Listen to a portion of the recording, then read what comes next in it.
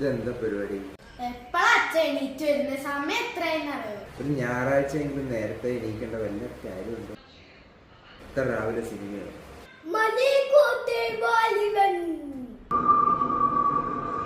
അതല്ലേ നമ്മൾ കഴിഞ്ഞ ആഴ്ച തിയേറ്ററിൽ പോയി കണ്ടത്.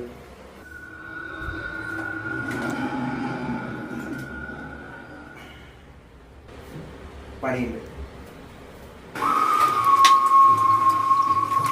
ഇവനാണ് ആയുധം.